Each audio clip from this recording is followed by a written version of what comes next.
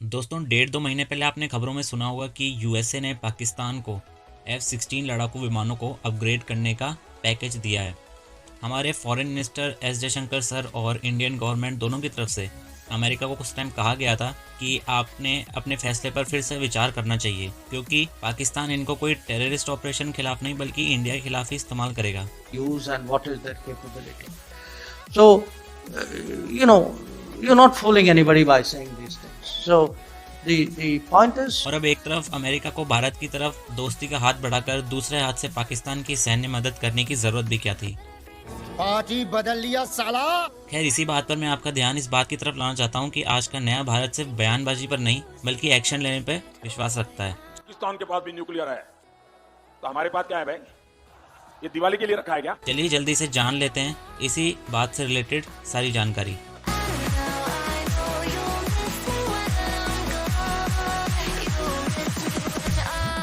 तो हेलो नमस्ते दोस्तों, स्वागत है आपका फिर से एक बार एसडीपी के एक और वीडियो में। और आगे बढ़ने से पहले अगर आपने अभी तक चैनल सब्सक्राइब नहीं किया है तो प्लीज़ जल्दी से चैनल सब्सक्राइब कर लीजिए इसी तरह की आगे और वीडियोस देखने के लिए। तो दोस्तों बात कुछ ऐसी है कि भारत पाकिस्तान बॉर्डर से सिर्फ 130 किलोमीटर दूर भारत एक मेगा एयरफोर्स बेस बनाने वाला है, करीब 1000 करोड़ की लागत से। पाकिस्तान के इन्हीं F-16 लड़ाकू विमानों को काउंटर करने के लिए इंडियन एयरफोर्स और डिफेंस का एक बहुत ही क्रूशियल स्टेप है, जो कि इंडिया की पाकिस्तान बॉर्डर पर हमले के समय फर्स्ट लाइन ऑफ डिफेंस के रूप में काम करेगा। दोस्तों हालांकि इस एयरबेस का सपना अटल बिहारी वाजपेयी जी ने साल 2002 में देखा था, जिसे गुजरात के नॉर्थ में दीसा नामक जगह पर बनाया जाना था, पर अनफॉर्चुनेटली ऐसा हो न सका।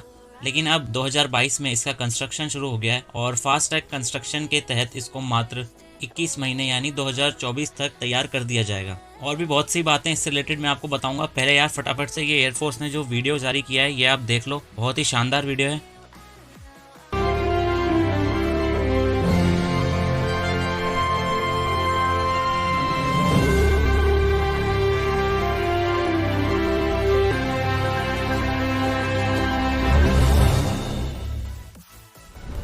भारतीय वायुसेना विश्व की सबसे बड़ी वायुसेना में से एक है। लगातार बदलती तकनीक और भू राजनीतिक परिस्थितियों के बीच देश की रक्षा से जुड़ी व्यवस्थाओं को सदैव सशक्त बनाना और हर परिस्थिति से निपटने के लिए रणनीतिक क्षमताओं का विस्तार करना आवश्यक है। पिछले 8 सालों में माननीय प्रधानमंत्री श्री नरेंद्र मोदी जी के यशस्वी नेतृत्व में देश की रक्षा क्षमता, रक्षा प्रणाली और रक्षा उत्पादन में हुआ है अभूतपूर्व विस्तार। मां भारती की सीमाओं की श्रेष्ठतम सुरक्षा सुनिश्चित करने के लिए हमारी सेनाओं को और अधिक सक्षम और अधिक प्रबल बनाने के लक्ष्य के साथ माननीय प्रधानमंत्री जी के मार्गदर्शन में तीनों सेनाओं के क्षमता विस्तार पर विशेष जोर दिया गया है। सामरिक क्षमता विस्तार की दिशा में एक अहम पहल के रूप में गुजरात के बनासकांठा में माननीय प्रधानमंत्री जी द्वारा नए और आधुनिक डीसा एयरबेस का शिलान्यास संपन्न हुआ है।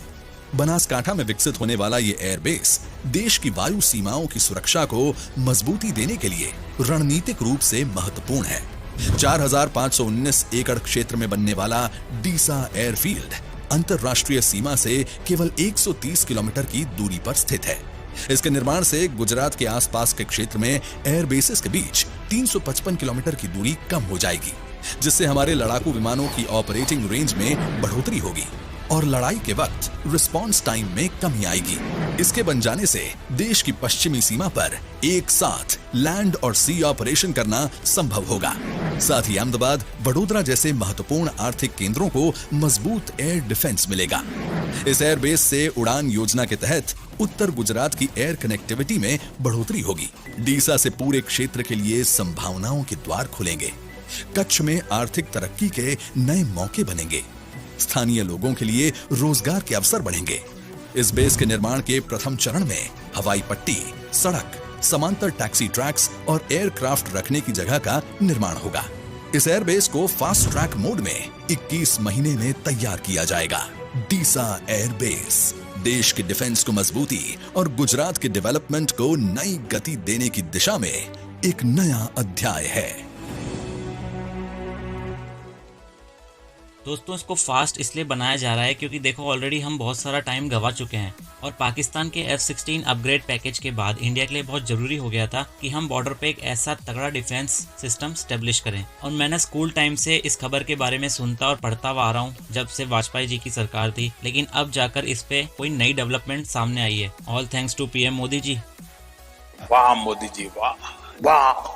दोस्तों इस एयरबेस की सबसे खास बात यह है कि सिंगल एयर स्ट्रिप होने के बावजूद भी इस पर बोइंग 716 जैसे भारी भरकम विमानों को उतारा जा सकता है, जो कि जनरली सामान इधर से उधर ले जाने के काम आता है, क्योंकि इसका रनवे करीब 1000 मीटर का है। इस एयरबेस का सीधा संबंध F-16 पाकिस्तान के लड़ाकू विमानों से इसलिए है क्योंकि यह उनकी एयरफोर्स की सबसे बड़ी ताकत है।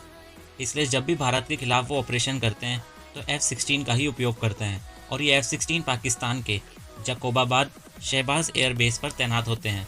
और इन्हीं एयरबेस से होने वाले हमले का अगर भारत को ईंट का जवाब पत्थर से देना है तो इसके साथ गुजरात में सटे बॉर्डर पे, नॉर्थ में और राजस्थान के बॉर्डर पे एक एयरबेस होना बहुत जरूरी था, ताकि इनके लड़ाकू विमानों को भारत की सीमा में ना घुसने दिया जा सके। बात तो सही है।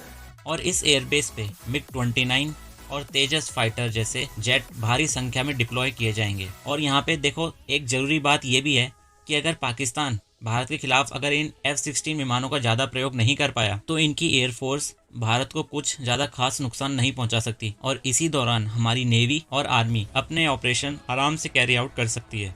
आपको यहाँ ये भी बताता चलूँ कि इस एयरबेस की अनाउंसमेंट PM मोदी जी ने गुजरात में चल रहे डिफेंस एक्सपो में करी है, और इस एक्सपो में आत्मनिर्भर भारत के तहत भारतीय कंपनियों को डिफेंस क्षेत्र में प्रोत्साहन देने के लिए made in India defence projects को ही शामिल किया गया है, ताकि अगर भविष्य में कोई कठिन परिस्थितियां भी आ जाएं तो भारत को किसी दूसरे देश की तरफ मुंह उठाकर मदद के लिए ना देखना पड़े। बिल्कुल जैसा कि मैंने आपको स्टार्टिंग में ही कहा था, नया भारत, तो यह है हमारा नया भारत। दोस्तों इसी के साथ हमारी आज की वीडियो समाप्त होती है, और आशा करता हूँ आपको वीडियो पसंद आई होगी। वीडियो को जल्दी जल्दी से सारे भाई लाइक कर दो और चैनल को सब्सक्राइब कर लो यार। आपसे मिलूंगा मैं अगले वीडियो में, तब तक अपना ध्यान रखो। जय हिंद, वंदे मातरम।